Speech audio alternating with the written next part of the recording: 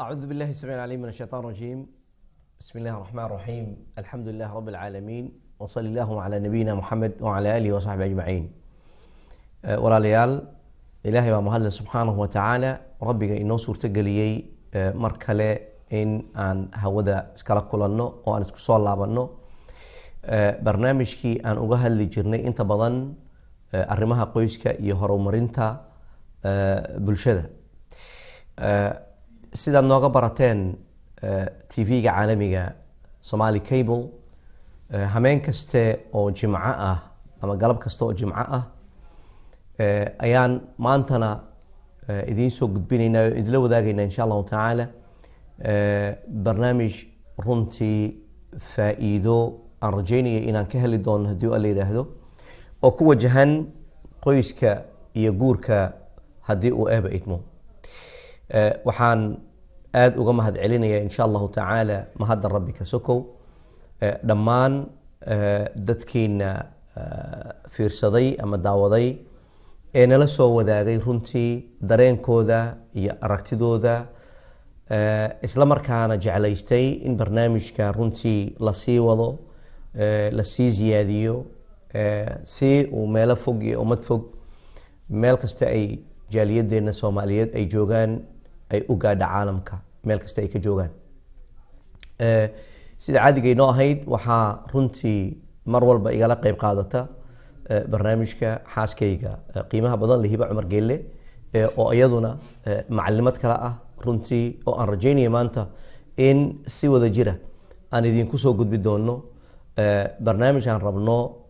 inaad ka faa'iidaysatiin. waxaan markaa idinka codsanaya haddii uu eeba idmo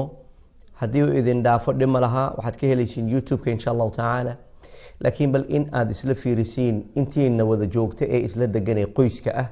lamaanaha isla jooga aabbaha iyo hooyada wiilka iyo gabadha ninka iyo xaaskiisa waxaan idinka rabnaa insha allahu tacaala inaad fiirsataan oo daawataan noloshiinana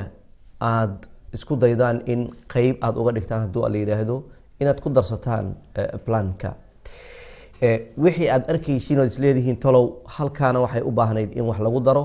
ayadana waxaan rajaynaya insha allahu tacaala inaad nala soo wadaagtaan haddii alla yidhaahdo emailka hoos kusoo qormaya biidni illaahi alkariim oo ah emailka hay-adda haddii alla yidhaahdo Happy Marriage Academy iyo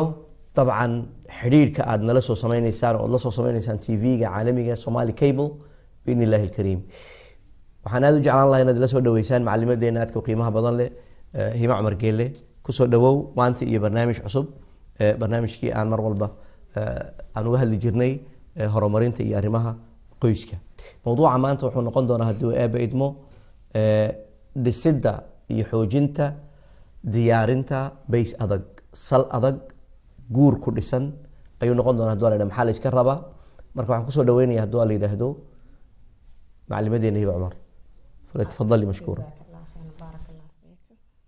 بسم الله الرحمن الرحيم الحمد لله رب العالمين وصلى الله على سيدنا وحبيبنا محمد صلى الله عليه وسلم. إلهي بaa mahad iskale mahad islaamka iyo iibaanka iyo maartay muslimnimadan ku noolnahay ilaahayga noo ziyaadiyay subax walba nagu toosiya ayay mahad oo dhan u sugnaatay. barnaamijka insha Allah ayaan sii wadanaynaa oon hadda isla ogaanay oon hadda isla naqaano waa horumarinta qoyska. qoysku siduu idil yahay oo dhanba waa hooyada aabaha iyo wixii guriga ku nool oo dhan ilmihii ka farcamay iyo noloshooda iyo sacaadadooda ayaan ka hadlaynaa mar walbana aan ku soo celcelinaynaa si aan u horumarino reeraheena iyo guryaheena ilaahayna nooga abaal mariyo insha Allah dadkeenuna dad fiican oo quality leh oo wanaagsan ay u noqdaan. maanta waxaan rabnaa runtii qaybaha ugu horeeya oo dhan oo barnaamijyadan taxanaha u socon doona jimco walba oo nooga daawan doontaan Somali Cable insha Allah. waxaan qaybta ugu horeysa aan aada ugu baarayna oo ugu falanqeyn doonaa muxuu yahay guurka wanaagsan guurka naajixa maxay dadka qaarkoodna guurkooga ay ugu raaxaystaan inay macad ugu jiraan dadka qaarkood muxuu uga burburaa dadka qaarkood maxay maad aragtay ay nolol adag ugu jiraan waxaasoo dhan maxaa keensada guurku muxuu yahay inaan isla fahanno oon guurka fahanno iyo hadafka aan ka leenahay waayo waxaan ognahay qorshaha ugu weyn uu qofka bini'aadanku galo waxa weeyaan waa isbedelka ugu weyn ku dhaca waa guurka maalintuu guursado wuxuu galay caalam kale mas-uuliyaad kale ayuu qaadaya uu hore u hayn isbedel aada u weyn baa ku dhacaya runtii oon yarayn marka runtii qofka biniaadanka markuu meel u shaqo tagayo waa lasoo diyaariya wax walba waa lasoo baraa laakiin qofka guursanaya marnaba lama soo diyaariyo marnaba waxba lama soo baro waxaanan uu maadaragtay uu kusoo baxaa shaydaankii ugu weynaa oo ibliisa oo kasoo horjeeda guur islaam oo dhan kasoo horjeeda oo kasoo horjeeda reer islaam oo taagan kasoo horjeeda oo baabbo-iisa u taagan iyo noloshii adag iyo qofuu weligii garanayn uu la noolaado walaalayaal habeen iyo dharaar inuu la taagnaado uu la noolaado qof uuna la soo korin oo guriga hooyadii aabihii ay ka wada iman marka waa nolol adag aada u adag runtii ma fududa oo maadaragtay dareen ahaan iyo maskax ahaan iyo jir ahaan iyo maal ahaan iyo cilmiga iyo waxaa taqaano oo dhanba saameynaysa marka noloshaasaan rabnaa sida ugu wanaagsan inaan u diyaarino oo dadka iscaroosa inay ka faa'iidaystaan reeraha joogan ay ka faa'iidaystaan barnaamijkeenu caawa biidni illaahi alkariim axmed oo wuxuu noqon doonaa maxay tahay asaaska u yaala guur asaas fiican oo adag sidee loo samayn karaa nacam marka taasaan insha allah ka hadli doonaa khayr allah kusiiya baarak allahu fiiki walaalayaal sidaad maqlayseen runtii xaqiiqatan su-aal muhiima ayay ina weydiisay hiba oo ah yacna qofka marka shaqo loo dirayo mas-uuliyad loo dhiibayo xil waxaynu wada naqaanaa in xilkaa la weydiiyo sidaad sheegtay hiboy in xilkaa la weydiiyo maxaan ku dhahaa yacna aqoon farsamo shahaado khibrad intaasoo sano in uu maaragtay kasoo shaqaynayay oo uu yaqaano shuruudahaasaa lagu xidhaa waxaa runtii qariiba runtii waa qariib yani anigu qariib baan ku tilmaamaya idinkuna waxaad doontiin idinkaa ku tilmaamay qofkan la soo diyaariyey hadda kahor baan isweynay su-aal ah imisa sano ayaa la bartaa waxbarashada oo min kasoo bilow sanadka koobaad waxaa sanad koobaad xataa ka horeeya maxaan ku dhahday xadaanadii baa ka horeysa ama receptionkii sanad koobaad ilaa uu kii 12 ka baxo jaamacadda uu aado jaamacadda uu dhameeyo professor uu sii noqdo xataa PhD iyo wax ka sareeya intaasoo dhan wuxuu baranayaa shaqada uu qaban doono sida uu uga samayn lahaa result oo natiijo uga dhalin lahaa waxaana marka cadaalad ahayn oo aanan sax ahayn in wiilka iyo gabadhaba maxaan ku idhahday lagu sii daayo nolosha labaad ee ah in maxaan ku idhahday nolosha labaad uu kusii noolaanayo ilaa intuu ka dhimanayo qof buu guursan ama waa la guursan gabadhii yaa soo diyaariyey waxaa dhici karta inaad ku doodin dee gurigaa laga soo diyaariyey okay for argument sake waa sax way odhan karaan dad gurigaa laga soo diyaariyey laakiin waxaan isweydiinayaa hiba guriga intee in leeg baa laga diyaariyaa aan idi weydiiyey marka waalidiinta guriga intee in leeg baa laga diyaariyaa wiilkan iyo gabadhan gurigooda berritoo la tegaya waxay inaga arkaan waan isnaqaanaa mogta de annagana soomaali baan mogta soo ma waxay waalidka ka arkaan bay qaataan ay la aadaan guryahooda waxay bulshada ka arkaan waxay saaxiibada ka arkaan marka waxaan isdul taagaynaa bal hadduu alla yidhaahdo daqiiqadaha soo socda idanka ilaahay tusaale fiican xaggeen ka qaadanaynaa yaa inoo ah role model oon ku dayanaa إلهي سبحانه وتعالى كتاب قرآن أيو إنه سودجي ولقد أنزلنا إليكم كتابا فيه ذكركم أفلا تعقلون أفرسها أفلا تعقلون إلهي عقل بي نسيه سما قرات أو حكفها أنه حكو قرانو أفلا تعقلون باليني ميانا تفكريني ميانا دو فهميني ميانا دو حكال ساريني آياتك أنت بدن قور كما كلا سواق هذاني الأخير في سورة الروم كجرتنا إلهي محولي مركو آيات لما يسكيه إن في ذلك لآيات لقوم يتفكرون بالفرس waxay u tahay ومن آياته أن خلق لكم من أنفسكم أزواجا لتسكنوا إليها وجعل بينكم مودة علمي بدن baa halka ku jira oo aad u tira badan runtii u baahan inaan kala dhigdhignayana oon u fiirsano waxaan markii isweydiinayaa hibo yaa role model inoo ah yaan ku dayanaa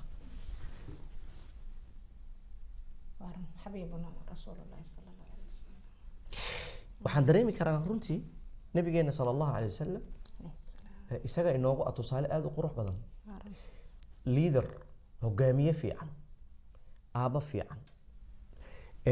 zawj fiican oo yacna nuur laga qaato, cilmi laga qaato, dawo laga qaato, qalbigu dawo u ahaa, oo caqligu dawo u ahaa, oo naftu dawo u ahaa, oo qof kasta nebigu sala allahu calayh wasalam wuxuu tilmaami jiray waxa uu u baahan yahay sala allahu alay wasalam. tusaalaha marka nebiga sala allahu alay wasalam, nebigu wuxuu ku hormaray oo uu guursaday khadiija bintu khuwaylidin radia allahu canha. markaasuu nebigu wuxuu leeyahay rusiqtu xubaha, waxaa la igu arsaaqay jacaylkeeda. uu jeclaa nebigu sal alla alay wasalam. marka runtii kow number one waxaan is leeyahay haddaan rabno qoys iyo guri solid ah, cilaaqadiisu fiican tahay, udubadiisu iyo dhidibadiisu ay adag yihiin, waxaa awal u ah kitaabka qur-aanka iyo sunnada nebiga sal alay slam. oo la barto oo la fahmo, ilahay kuma cadaabo haddii aanan ku dhaqmin, haddii aanan ogeyn, haddii aan yani aan dulmara ka waran, haddaan ka dhigto weapon, sunnada kuma dhaqantid iyo waa inaad ku dhaqantid, iyo adigu maaragtay sida maad ka tahay sunnadii, oo aan noqono dad sunnada gaar ka haya laakiin aan ku nooleyn, aan ilaalino. marka aniga number one waxay ii tahay hibo arinta aad tilmaantay ee ah yani aan caawa sheegayno seenu heli karnaa qoys adag, oonu xoojin karnaa cilaaqada inaga dhaxaysa. waxbaa isku keen xidhay. أحمد وحنا حصل حديث النبي صلى الله عليه وسلم خيركم لأهلي وأنا خيركم لأهلي من النبي صلى الله عليه وسلم. runtii nabiga ilaahay run buu sheegay, isaga ugu wanaagsanaa ahalkiisa iyo ummadoo dhanba isaga ugu fiicana sala allahu alayhi wasalam. laakiin intii kale dada soo haray waxaa la yidhi khayrukum liahli. marka miqyaaska iyo waxaan wax ku miisaamayno hadday noqoto nin walba siduu ehelkiisa uu ku yahay, runtii waa la hooban doonaa. ya meeshaas waxaa kasoo bixi doonto ducfi iyo maad aragtay dhibaato aada u fara badan. dad badan oo la moodaya inay fiican yihiin, dad badan oo ummadda u wanaagsan, eeg la moodayaba ma ummadaba u fiican, asxaabtoodu fiican, eheladooda kale u wanaagsan, qabiilka ay ka dhasheen ay u arkaan nin maasha allaaya, baa reerkiisa ilaahay ogyahay wuxuu ku yahay. maya mid waxaa iska jira laba filanayno laakiin reerkiisa mutawadacu oo layinu oo madaragtay u naxariis badan oo u wanaagsano. markaa runtii waxaa maanta casharka ku jira jawharo, casharka waxaa ku jira qofka bilaadanka ee nool ee weliba ninka maaragtay mas-uulka ilaahay ka dhigay, waxaa khayrukum liahli soo nabiga ma odhan calayhi salaam. waxaa culummadu ay ku leeyihiin haddii aad ku guuleysatid reerkaaga wax kasta waad ku guuleysan. waa cajiib inay isku xidhan tahay noloshaadoo dhan iyo reerkaagu. dadku uma maleeyaan, dad baa shaqaysanaya oo hore u maraya oo waxbaranaya, laakiin meel bay laayihiin stiil. hadduuna reerku reer naajixa uuna u noqon oo reerkiisa uuna qofku ku guuleysan, meel buu laayahay. 10 shahaadood soo qaadatid, 10 maaragtay mushahar oo wanaagsan oo lagu siiyo, shaqo kastoo wanaagsan oo haysatid, haddii reerku uu kaa burburay amba maaragtay xaalad adagaad ku jirtid, kuuma cuntamayso, kuuma dhadhamayso. laakiin qofka gurigiisa sacaado kala soo baxa ee soo kalaha ee banaanka u soo baxa isagoo mabsuuda oo raaxo ku jira oo wanaagsan, wixii kaloo dhan uu gacan la galo amba uu saro kaco uu dhisi kaas uu ku guuleysan. waayo wuxuu ku guuleystay reerkiisii. qof bil aadan oo nool ayuu raali geliyay oo maaragtay dhibaato hadday jirto uu fahmay sidii loo xalinayay, oo maaragtay qofkan sidii loola khidaabayo loola hadlayay yuu gartay. marka wax badan baa ku aasan. haan uga dhigno salkii ugu horeeyay waxa lagu dhisayay inaad kii ugu khayroon reerkiisa aad noqotid. ummadda imika nool qofka ugu wanaagsan reerkiisa inaad noqotid, ha ku ahaato yoolka aad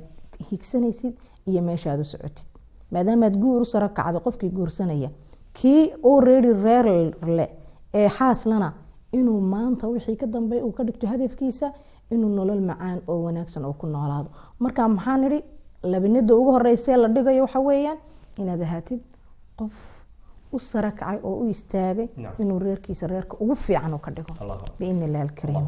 وحنا طبعا حقيقة ساد شيء حياك الله أي كسو جيدا السنة هي كتابك إلهي سبحانه وتعالى كنت يشاء كنت ينينه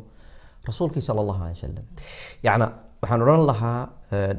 ragga iyo dumarkaba gaar ahaan ragga in bal xadiiska lala noolaado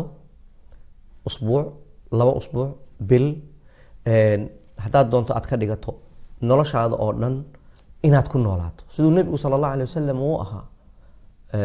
khayrukum khayriya la sheegaya waxaa meesha ka baxaya qofkii aanan u ahayn ehelkiisa qof wanaagsan khayriyada ma helayo ee uu nebigu tilmaamayo sala allahu alayh wasalam guurka marka maxaa ka dhasha waxaa ka ratima mas-uuliyad afar qodob baan rabaa marka inaan sheegno haddii uu alla yidhaahdo qodobka u horeeya waxaa la yidhahdaa commitment in aad xil iska saarto mas-uuliyad dheeraada aada iska saarto sidii aada u raali gelin lahayd qofka noloshaada kusoo siyaaday ee qeyb ka mid a noloshaada noqday waxaan aada u jeclahay yacni sawirka uu ilaahay ka bixinaya subxaana wa tacaala labada qof cilaaqada ka dhaxaysa iyo sida ay hal naf isugu noqonayaan waa wax aada u qurux badan waa cajiib runtii marka haweenka iyo ragga la tilmaamayo ee laga hadlayo cilaaqada ama jinsi ha noqoto ama waxaa la yidhaahdo intimacy isu dhawaanshaha in ay isku dhow yihiin ay isdhexgalayaan ay hal isku noqonayaan ilaahay wuxuu leeyahay subxaana wa tacaala hunna libaasun lakum wa antum libaasun lahunna hubaad isku tihiin dhar baad isku tihiin waxaan isweydiinayaa marka meeshaas cashar badan baa ku jira macnaheedu waxa weeyaan wax ma kala qarsan kartiin wax ma kala maaragtay iskuma diidi kartiin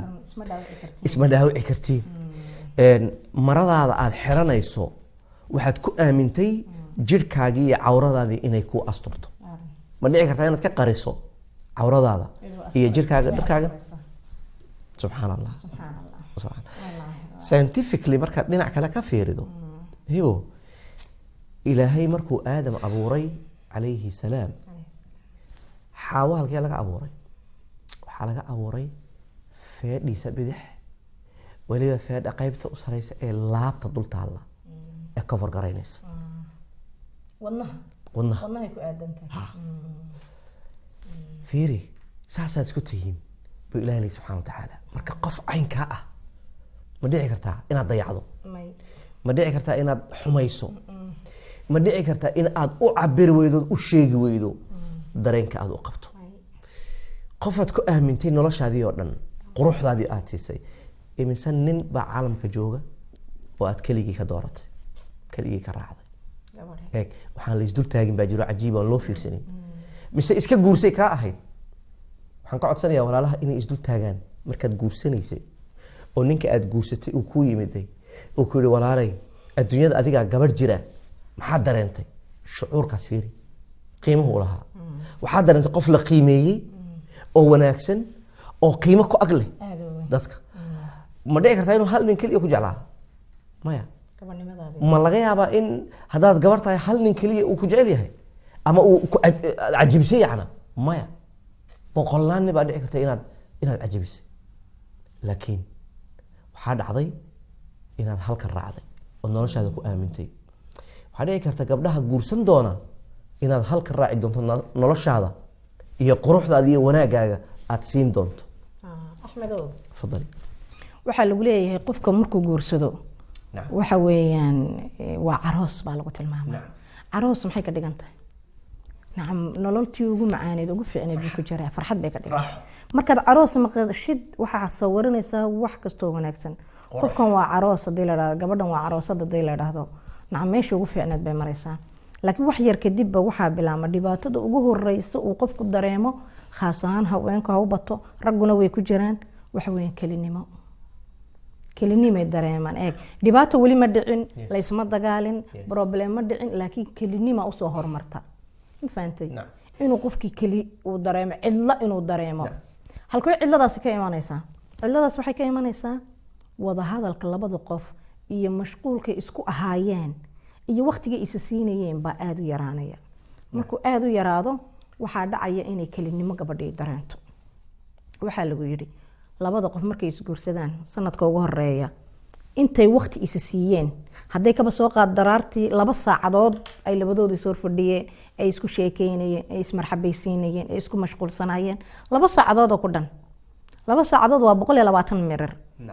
waxaad sanadka ugu horeeya oo dhan hadday sidaas ku socdaan waxaa hubaal ah inaa sanadka labaad ay nuskeed inay siin doonaan sanad walba waxaa lagu leeyahay inta sanadkii hore bixinaysay haafkeed ayaad bixinaysaa marka 120kii 60 bay noqon 60kii sanadka saddexaad 30 mirir buu noqon sanadka afraad 15 mirir sanadka shanaad 7 mirir sanadka 6 3 waa ayaan dirsama ma garanayaan dadku marka waxa weeyaan in la fahmo waqti badan oo aad u faro badan isa siiya liana sanadka labaad waxni kala mashquuliya iman doona oo sanadka saddexaad wax kale oo si kala mashquuliya iman doona oo noloshii way sii adkaan marka ugu horeysa base adag iyo nolol adag oo wanaagsan samaysta laga yaabaaba in 10 saacadood mise 5 saacadood 10 saacadood way badan tahay runtii laakiin ma oran karo 10 saacadood laakiin 5 saacadood 4 saacadood habeenkii oo dhan eeg isku soo carara idinku waqti isa siiya idinku isku mashquula iswaca isla hadla text isku dira nacam markasta qofkiis xasuusi markastana xasuuso eeg labadiiba ma garatay marka taa lagu ma baraarugsana waxa ugu horeeya oo cilada ugu horeysa ay dhibaatooyinku ka imanayaan waxa weeyaan cidlada qofku wuxuu dareemayaa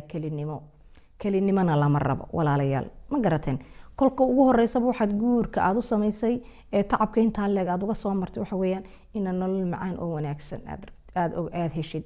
tan kale rag iyo dumar waxaan ogaanaa in ilaahay hadduu ku siiyo 100 caruura ya oo caafimaad qabta oo wanaagsan hadduu ku siiyo oo marnaba ay ku bedeleen qofka aad la nooshahay kuma bedelayaan ilmahaas oo dhan never kuma bedelayaan haweeneydaadana ma noqonayaan meeshay buuxinaysay ninkaagu meeshuu buuxinayna ilmahaas ma buuxinayaan marka gabdhaha waxaan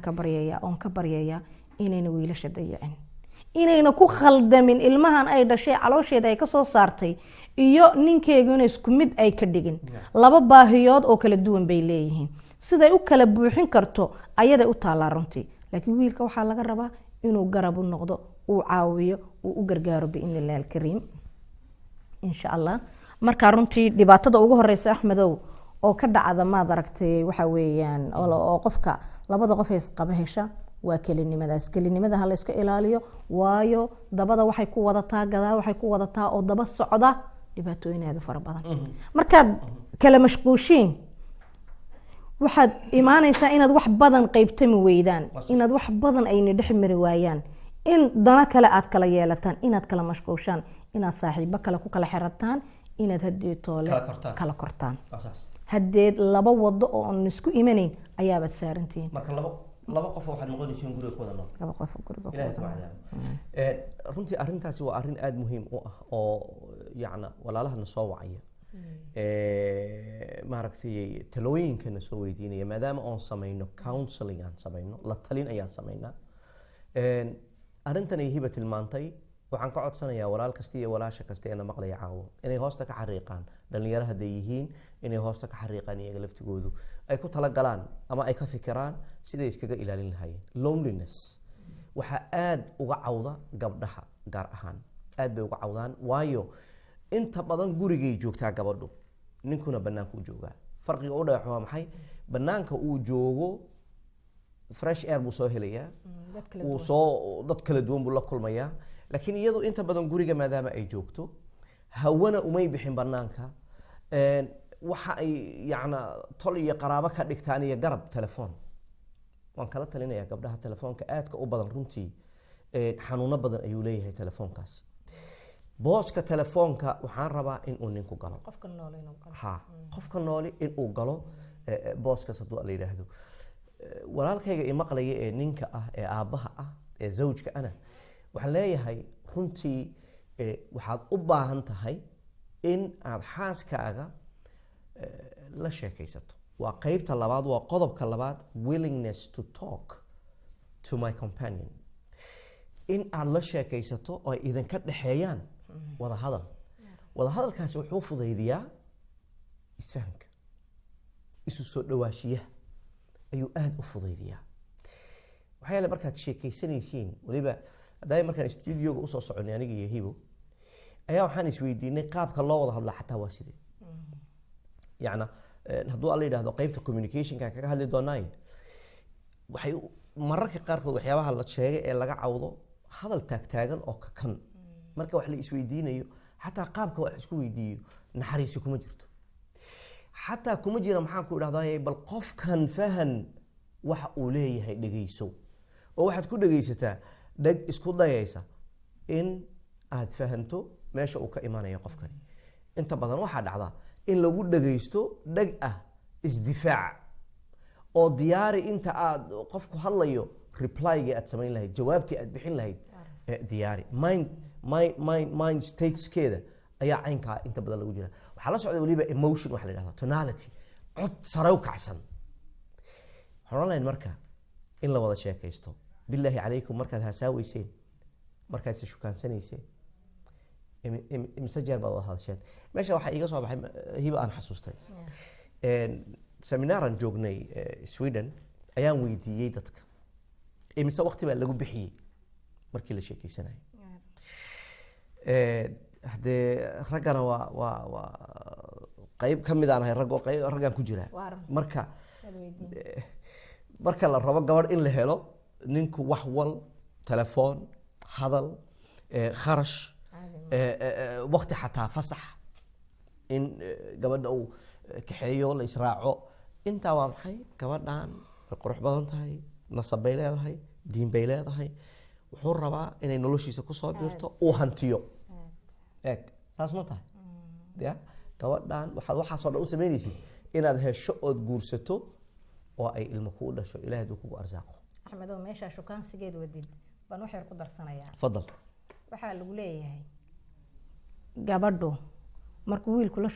la hadlayo oo shukaansanayo ay banaanka kala joogaan ay wali xalaal isku ahayn gabadhu way ka xishootaa hadalka badan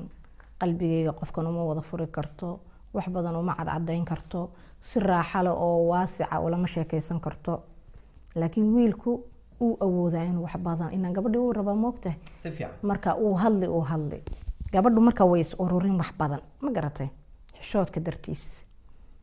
laakiin markii labada qof is carwasaan gabadhii hadda waa xalaal moogta way isbeddelay positionkeygii baa isbedelay gabadhii xalaal bay noqotay maadaama xalaal tahay waxa weeyaan waxay sameynaysaa wax kasta hadid kala sheekaysan kartaa qalbigeyga oo dhan bay kuu furi kartaa marka qalbigeyga say kuugu furto waxa weeyaan in maad aragtay diyaar bay u tahay hadda sheekay diyaar u tahay marka wiilashii waxa ku dhacaya dhibaatada haysato waxa weeyaan oo la dareemay in ay xilliga ay ka mashquulaan gabadhu shukaansigeegu wuxuu bilaabmaa markay meher ku dhaco meherka kadib uu shukaansigeegu bilaabmaa ay diyaar u tahay inaa si fiican loo sii shukaansado oo waqti la sii gashado wiilkuna shukaansigiisu uu ka horeeyaa guurka marka waaba wiil fahansan inuu hawshiisii qabsaday oo hadeed wax dambaba ku harin iyo gabadh diyaar u ah oo hadda rabto shukaansi hor leh labada qof baa hal mar guriga ka soo wada galay Axmedow marka waad garan kartaa markii ugu horeysaaba waa la is agmaray marka kaliya waxaan rabaa oo u soo xasuusta hadalka oo mar walbana u sheego wiilashu inay fahmaan inay wiilashu gabdhaha shukaansadaan sida shukaansiga waqtigiisa ay u dhaqmayeen inay u dhaqmaan bacda zawaaj guurka kadib bacda nikaax باذن الله انت سان ku darsanay akhi khayr Allah ku siiyo runtii waan u maleynayaa inay raggu si fiican arinta message-kaasi u gaaray gabdhaha laftigooda waxa loo baahan yahay in sidii markii shukaansiga laftigoodu ay diyaar ugu ahaayeen hadalka dhageysigiisa in iyaguna ay runtii diyaar ugu ahaadaan oo aynan meelaha ay raggu ka cawdaan amaba ay wax ka sheegtaan waxa kamida hadalkii shalay macaala inuuna jirin hadal qadhaadh oo kulul in uu jiro mararka qaarkood ay is yiraahdaan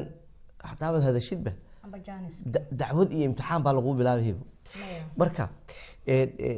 fursad in la isa siiyo oo maartay runtii arintaasi waa arin muhiim ah qodobka waan insha Allah taala dhexgali doona hadoo la yiraahdo waxaan idin xasuusinayaa insha Allah koorsooyinka aan sameeyno aan online ka aan ku soo gudbino in aad ka qayb qaadataan insha allahu tacaala oo aada isqortaan.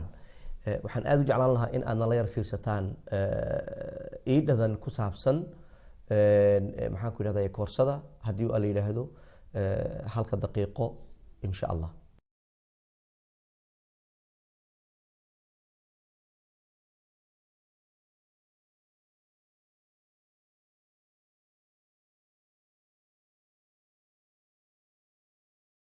اللهم استر عوراتنا وآمن روعاتنا واحفظنا من بين أيدينا ومن خلفنا. بسم الله الرحمن الرحيم. runtii waxaan rabnaa aniyo Axmed labadoodaba waxaan maartay ka shaqeynaa amba aan dadka aan u sameynaa trainingiyo in la raadiyo, in la baaro, in la doondoono oo la barto wax walba barasho ay u baahan tahay. annagu diyaarinta aan diyaarinayno casharadaas baan wax badan ka baranay, wax badan ayaan ka baranay. marka idinkuna inka badan baad ayaad ka heli doontaan insha Allah. in wiilasha hays qoraan, gabdho hays qoraan, maaragtay ha dhageystaan, meeshay doonaan ha joogaan. koorsooyin online aan bixinaa, bal baaro oo raadiya hadday wax idinka cajabiyaan isqora. ahla wa sahla wajazaakum allah khayr. axmed baan dhaafaya aad baad mahadsantahay hiba cumar. bismillahi raxmaani raxiim. aniga waa walaalkiin axmed jawhar bilaal. hay-adda Happy Marriage Academy sida ay hiba soo sheegtay ayaan ku gudbinaa seminaaro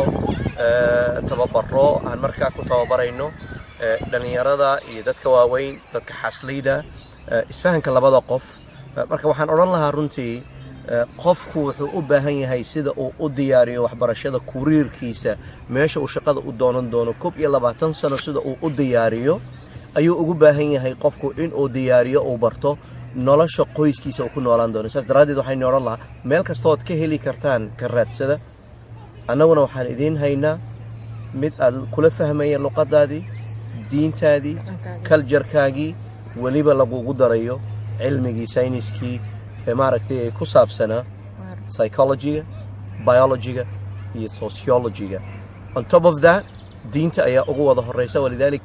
waxaad garan kartaa nabigeena calayhi salaam marka uu la hadlayo dadka in uu leeyahay guursada, oo weliba gabadha marka laga hadlayo waxaad u guursataa ood ku doorataa bidaati diin. wiilka marka laga hadlayana laba arran buu sheegay nabiga calayhi salaam. wuxuu yidhi gabadhiina idaa jaa'akum man tardawna diinahu wa khuluqah, diintiisa iyo khuluqiisa oo dhisa fadawijuuhu. saas daraadeed intaasaan idiin haynaa walaalayaal. baaraka allah fiikum. aad baad u mahadsantihiin noo daawateen. asalaamu calaykum waraxmatullahi wabarakaatu. wixii talooyina loo soo gudbiyey. baaraka allah. facebookga nagala xiriira. waan mahadsantihiin. asalaamu calaykum waraxmatullah. اللهم استر عوراتنا وآمن روعاتنا واحفظنا من بين أيدينا ومن خلفنا وعن أيماننا وعن شمائلنا ومن فوقنا ونعوذ بعظمتك اللهم أن نغتال من تحتنا. بسم الله الرحمن الرحيم. الحمد لله رب العالمين، الصلاة والسلام على سيدنا محمد وعلى آله وصحبه أجمعين. سو دhowaada mar kale aad baad u mahadsantihiin si aad u fiirsateen insha Allah. waan rajaynayaa inaad nagala soo xidhiidhi doontiin xidhiidhka meesha la idinku soo qoray ama idinku soo qornay hadduu eeba idmo. waxaan ku guda jirnay runtii qodobo cajiib ah sidaan u heli lahayn qoys adag ama guur ama guri saldhigiisu ama aan idhaahdo maxaan ku idhahday waxa uu ku taagan yahay salkiisa, udubada iyo dhidibada uu ku taagan yahay ay aad u adag yihiin. waxaan sheegnay mas-uuliyadda qof kastiba qofka kale ka saaran. waxaan sheegnay in guurka ay qayb ka tahay in la wada hadlo, in la wada sheekaysto, weliba sheeko antiim ah in la yeesho. sheeko antiim waa maxay? la isku soo dhawaado oo wada hadalka aad wada hadlaysaan uu noqdo mid kobciya usoo dhawaashaha qofka kale aad usoo dhawaanaysid, usoo hiloobaysid. waxaa kuu suurto gelinaya marka hadallada aad ku hadlayso. hadallada aad ku hadlaysa haddii ay yihiin hadallo naxariis ay ku jirto, oo raxmadi ay ka buuxdo, oo jacayl ku salaysan, oo gebigeedaba aad ka dheehanayso maxaan ku idhahdaye kalgacal iyo soo dhawaashi iyo qofkani in uu ku rabo uu diyaar kuu yahay markii sidii markii loogu jiray shukaansiga in la sameeyo. qaybta saddexaad waxaa weeyaan in la wada shaqeeyo. guriga waa la wada dhisaya, labadiina isku yimid soo maaha. inuu gurigani sii jiro raaxadan lagu jirana in ay sii joogto noqotona shaqay u baahan waxay u baahan tahay in laga wada shaqeeyo haye hibo ما شقداسي ما يرى أحمد بسم الله الرحمن الرحيم الحمد لله وصلى الله على سيدنا محمد شقداسينا ما يرى رنتي إن لو وضع شقيو نعم. وماشى لقى دنتي هدي شقدا اللي سلا فهمنا جور كاس وسي دائمي أو سيجر أو جور لغو نسطو أو مارت نمعاد أيون نقن نعم. هدي شقدا اللي سلا فهم واينا جور كاسي وحويا دباتو وين أي أسوف وتصارسة شقوين كلاكيسن لفت جد با وحي وباهن تهاي نعم إن لهلا شروط صحوي lama wada shaqayn karo labadii qof hadii ay wada hadlayn صحوي lama wada shaqayn karo labadii qof hadii aynan isku naxariisanayn hadayna isfahmayn hadii ay isku mowqif ayna ahayn oo mas'uuliyadda iyo tarbiyadda ilmaha iyo nolosha isbedelaysa iyo horumarka familiga oo dhan hadii meel ay ka wada arkayn nin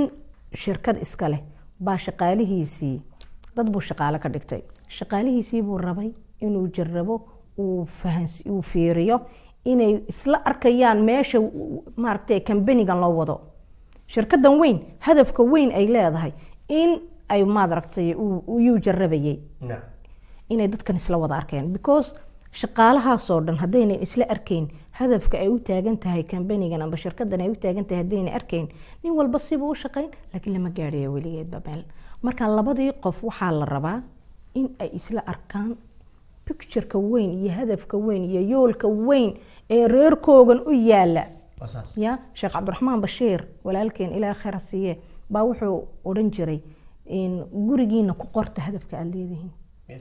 guriga ku dhex qoro hadafka aan labadayada oo isguursanay anigoo hebel ah iyo haweeneydayda waxa aan rabnaa inaan hirgelino intaan noolnahay hawshaa iyo hawshaas ubad caynkaas inaan soo saarno nolol caynkaas inaan ku noolaano mujtamacayna waxa uu soo ziyaadino waxa soo dhan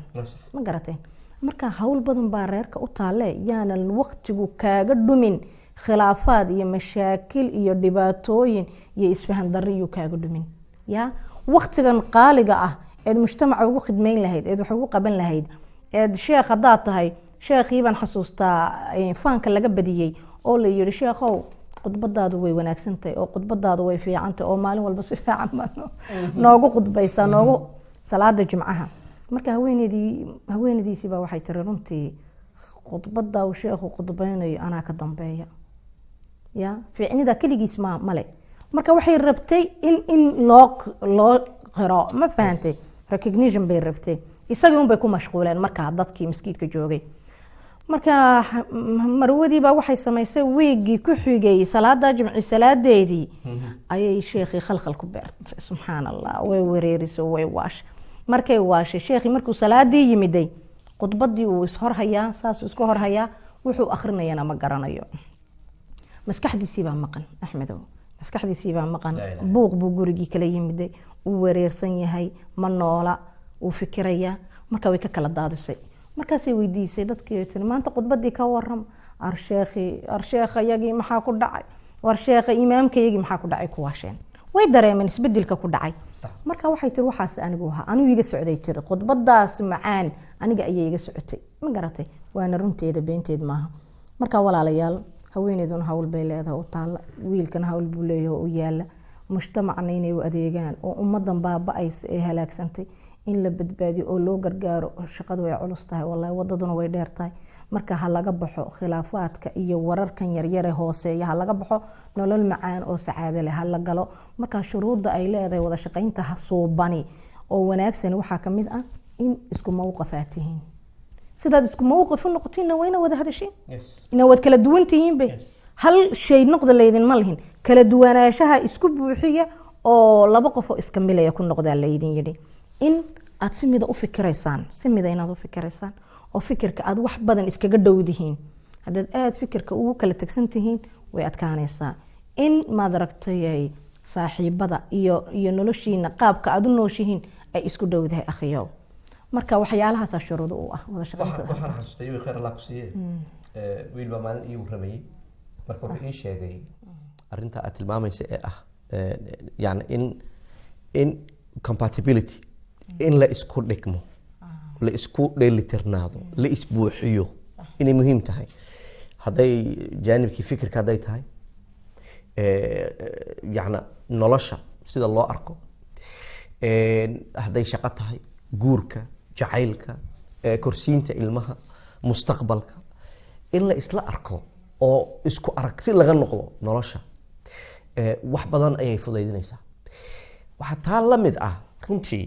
iyaduna in la ogolaado qofku inuu wuu kaa duwan yahayba soo maa inuu kaa aragti doonaan karo waa inay keensan karto adiga horumarkaaga iyo ilbaxnimadaadu inaad qofkan u ogolaan karto dookhiisa iyo khiyaarkiisa masala wiilkaan sheegaya marka wuxuu yidhi waxaan sheekhow isku qabsannay anigu waxaan taageerayay club baan taageeraya yidhi football club maalan Arsenal oo kale iyaduna Chelsea bay taageeraysa waan isku qabsannay yidhi marka aniga isoo raac baan kula qabsaday yidhi Arsenal ila taageer ma fahantay waxay gaadhay yidhi arrintii in ay ku dhawaato inaan isdagaalaba dagaal rasmiyaba inay noqoto balooni la isku dagaalo waxaa taa la mid ah iyaduna sida oo kale oo sheekadayada ay ku soo baxday kala raacidda axsaabta iyo siyaasadda markay noqoto inuu qofna maaragtay Labour Party uu taageero qofna uu maaragtay conservative-ka uu taageero ma garatay tiina waxay noqotay buu issue yacni mas'aladan mushkiladan oo qoyskii anigana markaan dhinaca u baxo idna dhinaca u baxdo inaan maaragtay waxba sagxadba inaan kacno marka waxaa fudaydinaya waxaas in laga baxo wada hadalka communicationka xadiiskii nabiga soo ma xasuusatid saxaabiga markuu ku lahaa ma guursatay jaabir haa waan guursaday iyaad guursatay gabar garoo baan guursaday allaa tasawajta maxaa maad guursatid gabadh bikir ah oo da'yar oo dhalinyaro asal adigu u dhalinyar tahay ma garanaysa oo hee maxaa dhici ka bacdi tulaacibuka wa tulaacibuha marka inta badan ciyaartaas waxaa loo macneeyaa un moogtahay dhinaca sariirta kula ciyaarto ood la ciyaarto ciyaarsiisyo ku ciyaarsiisa umaa la yidhahdaa bas fasirka lama sii jiro laakiin culummadu markay fasirayaan ahlu cilmka ilaahay khayr ha siiye waxay yidhahdaan meeshan waxaa ku jira social skills dhan cilmi bulsheed baa ku dhex jira oo ah qofkan inaad compatible isku noqon kartiin inaad isku dhigmi kartiin inaad iswaafaqi kartiin inaad fikir ahaan wax isla fahmi kartiin oo isla arki kartiin in aynan mushkilo ahaanayn qofkan inuu kaa duwan yahay maalan mararka qaarkood ma garanaysaa marka taasaa loo baahan yahay qof aad xoog isugu dhowdihiin wax walba ay dhici karto mararka qaarkood haddayna xataa wax walba dhicin laakiin inta badan waxyaabaha aad nolosha qoyskiina ku jira aad ka isku aragti ka tihiin amaba aad ogoshihiin haddii kala aragti duwanaansho hadday jirto qodobka ugu dambeeya waxaan odhan lahaa waqtigiina waa gabagabo insha allah xalaqaadka kalean rajeynaya in aan sii wadno waxaa weeyaan mas-uuliyadda hogaannimada in la fahmo qofku inuu hogaan yahay soo xadiiskii ma garanaysay nabiga calayhi salaam uu lahaa kullukum mas-uulun wa kullukum mas-uulun can raciyati mas-uuliyad leadership baa laga hadlay leadership marka hibo hogaankaas oo qofku inuu noqdo maxaan ku idhahdaa qof hogaannimadiisii hogaamiyenimadiisii aan idhahdo waxa ka ratimaya uu og yahay fiiri aabbuhu qoyskuu mas-uul ka yahay uu hogaan u yahay aabbaha qoyska hogaanka u ah baa wuxuu noqon karaa madaxweyne ummad dhan hogaan u noqon kara company hogaan u noqon kara marka leadershipnimada gurigaa lagu bartaa ma nidhahno of course gurigaad ku baranaysaa adig iyo xaaskii waad kala duwan tihiin oo weligiin ismaydaan arkin oo hadda aad isjeclaateen oo isku timaadeen waxbaa isku soo jiiday shirkad baad samayseen hadday noqoto marka aniguna waxaan ahay maxaan ku dhahday ana amiir ilaahay ku cadaab fadali suuq الحمار baa dhici doonta ma garan marka runtii taa waxa ka ratay kuu sheegay Axmed ummadan aan la wadaagi doono walaalaheena dhageysanaya waxaa ka ratimaya waxa weeyaan hogaaminimadaas hadduu wiilka la saaray ugu horeyn wiilka la saaray gabadhana u fudaydiyo ku saacid la yiri oo wax walba uu hogaan ku noqonayo u diyaari la yiri oo u fudaydi la yiri oo kaalkaaliye iyo assistant u noqon la yiri haddii ay labada qof ay ku maaragtay ay guul daraystaan hawshaas waxaa ka ratimaya inuu guurkoogu noqdo 4 mid uun inuu noqdo haddii ay ku najaxaanna waxa weeyaan mid un bay noqon haddii ay ku guul daraystaanna mid un bay noqon marka 4 shay baan isla dhageysanaynaa 4 shay oo 4 nuuc oo guur ah weeyaan inaad wad guursatay ma ogtahay maadaama aad guursatay guurkaagu mid un buu nuucyadaas mid un buu noqon ka ugu horeeya waxa weeyaan inaad labadiinuba iska soo horjeesataan oo ninba dhanka kale uu dhankiisa u socdaa eeg waad isku socotaan idinka isku socdo isku maqan mid waa taas labadaas qofna inay madaxa isdaraan ay problem ka dhashay iyo dhibaato ka dhalato mooyaane wanaag kama soo yeerayo dhankaas waxay noqon kartaa nooca labaad in ay labada qof midba mid inuu midkii kale muquuro uu maaragtay ka awood bato waa nooca labaad axmedow ma garatay marka mid baad wuxuu ku samaynayaa midkii kale ayuu muquuraya oo domination wax la yiraahdo ayuu ku samaynayaa mid kan horena retaliation ba ingiriiska lagu yiraahdaayo waa adigoo qofkii kale ku maqan oo iska daafacayo oo iska celinaya oo iska dhicinaya midda labaadna waxa weeyaan mid baa midkii kale muquuraya oo dominaynaya mid baa ku hoos baaba'aya qofkii kale haweeney waxay jirta ninkeega baaba'sata oo ibar ka dhigta oo ka burud weyn oo ka awood weyn iyo nin waxa jira haweenadiisu ibar ka dhigaya isna sidaas leeg taas domination baa la yiraahdaa noocaas dad baa caynka u nool way nool yihiin oo reer beeleen oo ubad beeleen laakiin qaabkaas ay u nool yihiin inuu midka kale maaragtay ay ku kor socdo ayay ku nool yihiin wayna adkaan doontaa noloshoodu midda saddexaad waxa weeyaan labada qof way kala tagayaan eeg way sii kala socdaan sidaas ay ahaayeen kolkii hore way yar kala durkayaan ilaa ay gaaraan in sharqi iyo maqrib ay kala aadaan waa moving away way kala socdaan isolation baana ka imanaya marka qof walba saaxiib gaar iyo madadaalo gaar iyo mashquul kale iyo hawlo kale iyo nolol kale u samaysanaya midda ugu fiican oo xabada kaliya rabno oo ta afaraada waxa weeyaan in ay labada qof isla shaqeeyaan labadii qof oo wada socda in guurkoogu noqdo eeg mid waxaan nidhi way iska hor imanayaan mid waxaan nidhi mid baa midka kala dominaynaya mid waxaan nidhi way kala tegayaan midna waxaan nidhi way isla samaynayaan way isla shaqeynayaan kaas waxaa la yiraahdaa cooperation teamwork fiican baa ka dhalay marka leadership nimadii oo wiilkii ilaahay saaray gabadhiina assistant nimadii la saaray iyo garabkii iyo maaragtay moralkii ay u dhisaysay labadooduba hadday shaqadooda qabsadaan waxay dhalinayaan guurkoogu noqonaya guur wanaagsan oo aada u wanaagsan marka runtii waxaan kusoo koobayaa mas-uuliyaddii oo maaragtay labada qofba la saaray in nuuc 4 nuuc aan soo sheegay mid uun inay guurkooga ay ka dhigaan marka waxaan isweydiinayaa kuu yahay marka waa jeclaan lahaa in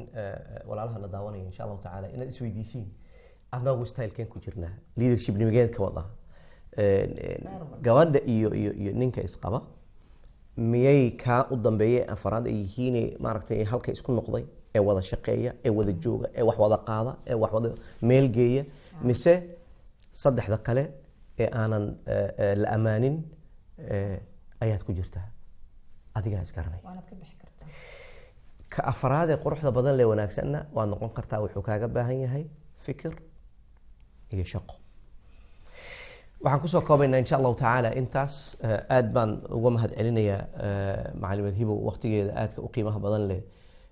ay ku bixisay inay noo soo diyaariso barnaamijkan aadka u qiimaha badan leh waxaan sida oo kale u mahadnaqayaa walaalaha meel kasta caalamka ka joogaanna fiirsadeena daawaday aad baan u rajaynayaa inaad talooyinkiina iyo maaragtay tusaaleyntiinaba